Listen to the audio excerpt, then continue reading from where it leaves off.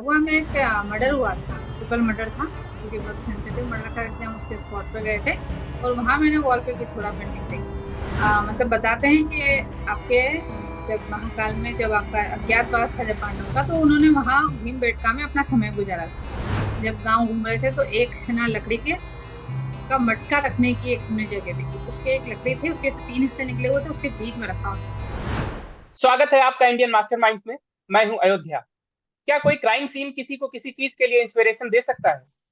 सोचिए, आप किसी क्राइम सीन पर जाते हैं और वहां हुए अपराध के बीच आप कुछ ऐसा देखते हैं जिसे आप अपने लिए जीवन भर की प्रेरणा बना लेते हैं। कुछ ऐसा ही हुआ था 1998 बैच की एमपीपीसीएस अधिकारी सीमा अलावा के साथ। उन्होंने एक क्राइम सीन पर एक ट्राइबल आर्ट पिथोरा पेंटिंग देखी और वो इससे इतनी प्रेरित हुई कि उन्होंने इस कला को सीखा और इसे जीवन भर का शौक बना लिया। अब तक वो 200 से ज्यादा पिथोरा पेंटिंग बना चुकी हैं और उनके कई बड़े एग्जीबिशन कई प्रतिष्ठित जगहों पर हो चुके हैं।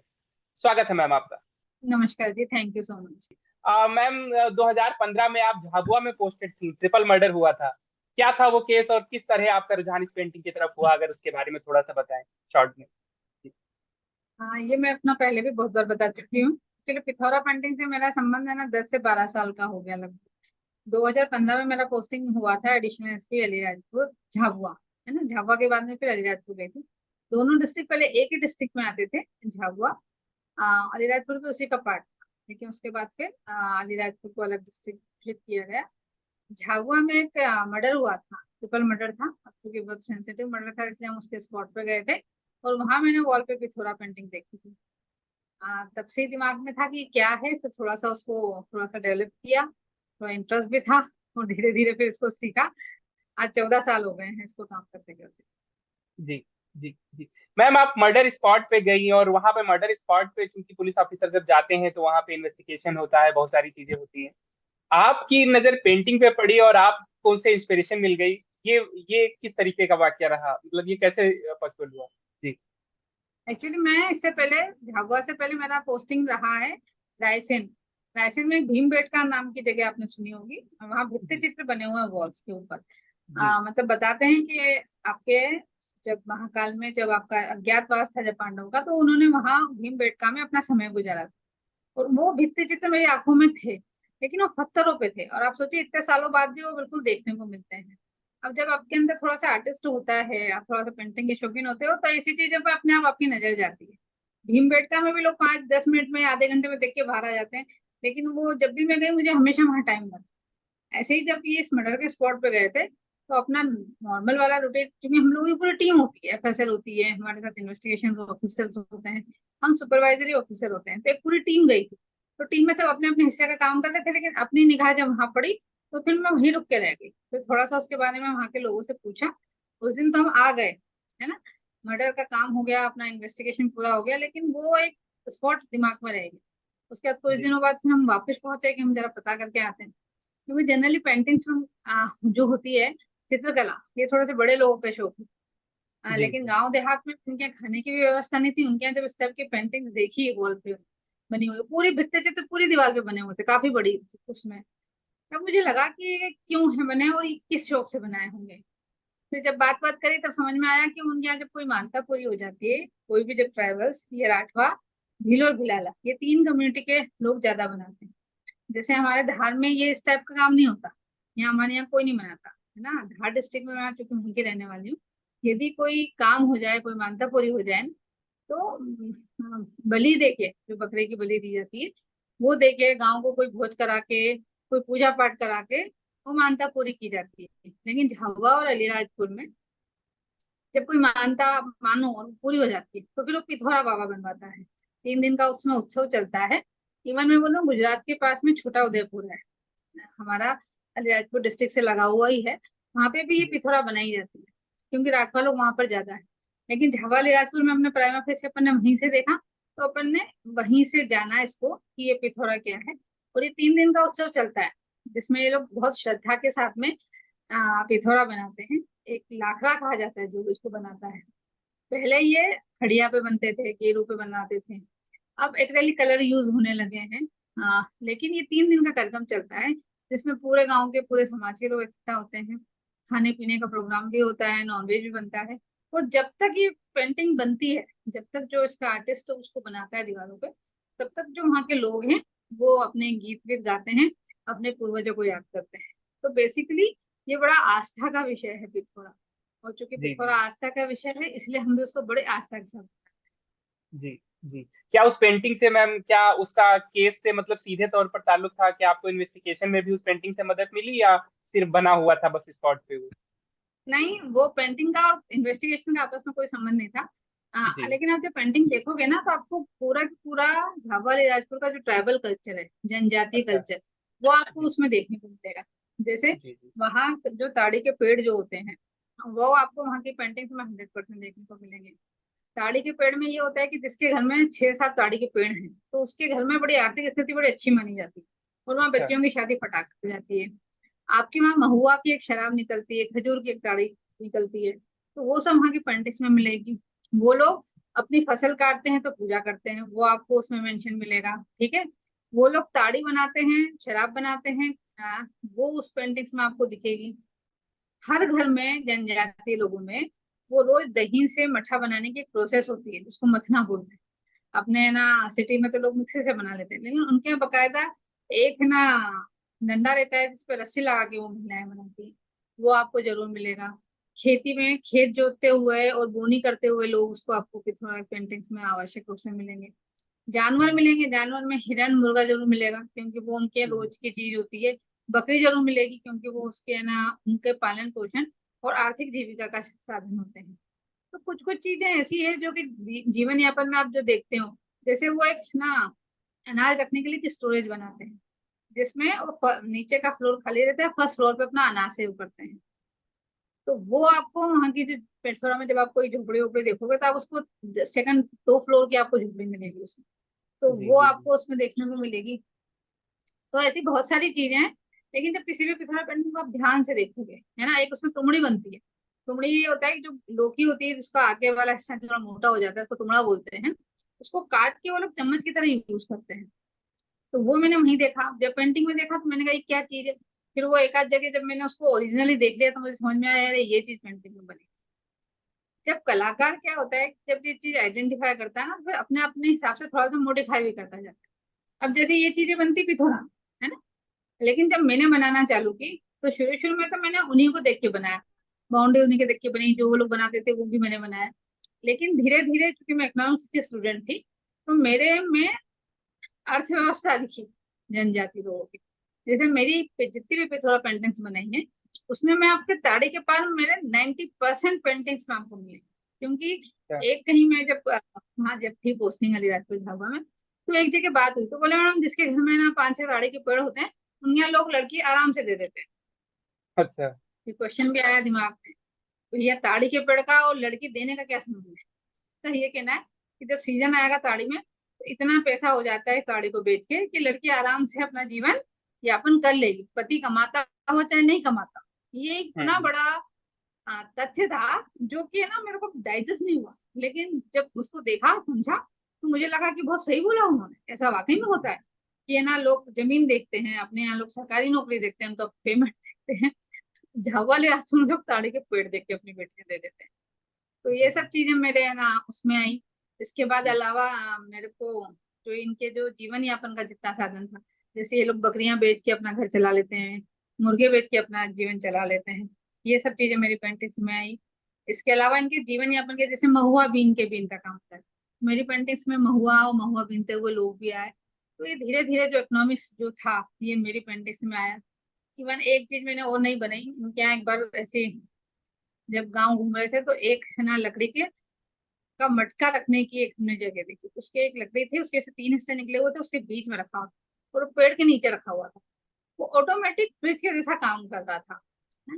वो चीज मुझे इतनी अच्छी लगी तो वो मेरी पेंटिंग्स में आ गई। तो ऐसे कुछ कुछ चीजें जो मेरे को, जो आपको बोलते हैं ना, जो आपके दिल को छू जाती है, वो सब है ना पेंटिंग्स में आती गई। इवन जो मटका रखने की वहां की जो महिलाएं थी, एक चोमल टाइप का बनता है जिसमें ना एक रस्सी को ऐसा गोल गोल करके कपड़े को रख के सर पे लगा लेते हैं, उसके ऊपर मटका रख के 4-6 मटके रख के लड़कियां चली जाती हैं आराम से, है ना, और अपना काम कर लेती हैं। तो वो सब चीजें है ना मेरी पेंटिंग्स में आई।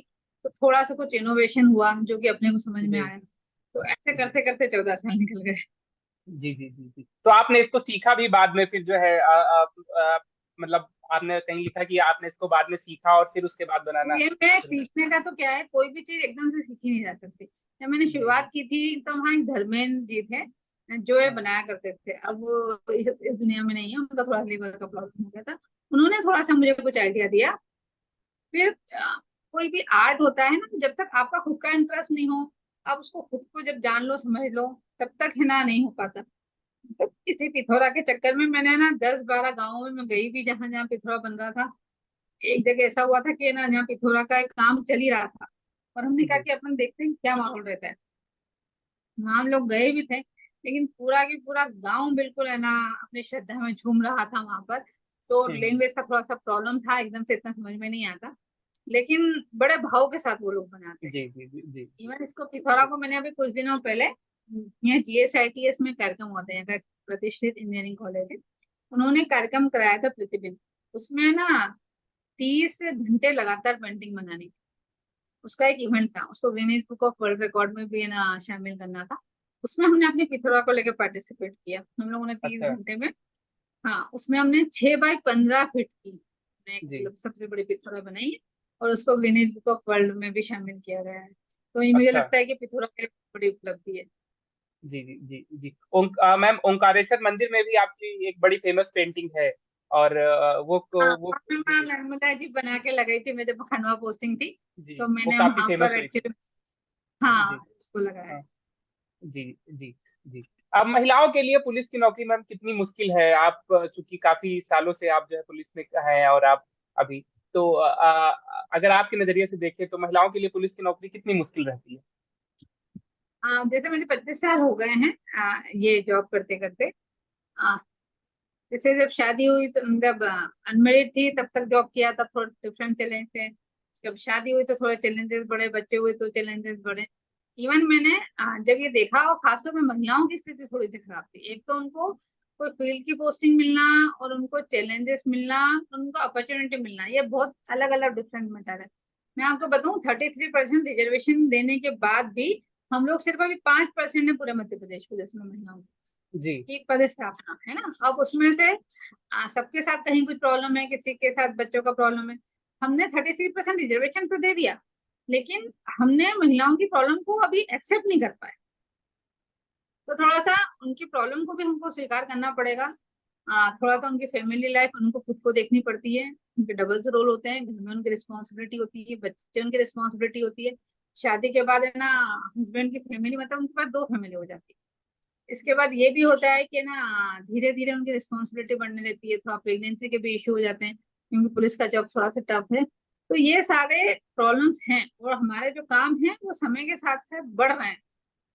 मतलब मुझे याद है कि जब हम लोग जब आए थे जॉब में, तो सिर्फ एट्रोसिटी एक्ट का इन्वेस्टिगेशन गेजेटेड ऑफिसर करते थे। महिला अच्छा। संबंधी अपराधों में FIR लिखना और इनका इन्वेस्टिगेशन, ये हमारा काम नहीं होता। लेकिन धीरे धीरे ये पाक्सो आया, फिर अब के ये निर्भया कांड के बाद जो चेंजेस आए उसमें ये हुआ कि महिला संबंधी क्राइम में महिला सब इंस्पेक्टर का FIR लिखना, और उसके द्वारा ही उसकी स्टेटमेंट लेना मैंडेटरी हो गया। पहले कहीं भी रेड करने जाते थे, और कहीं भी आपको तलाशी हो, जब्ती हो, कभी भी ऐसा हुआ नहीं कि महिला अधिकारी कंपलसरी होती थी।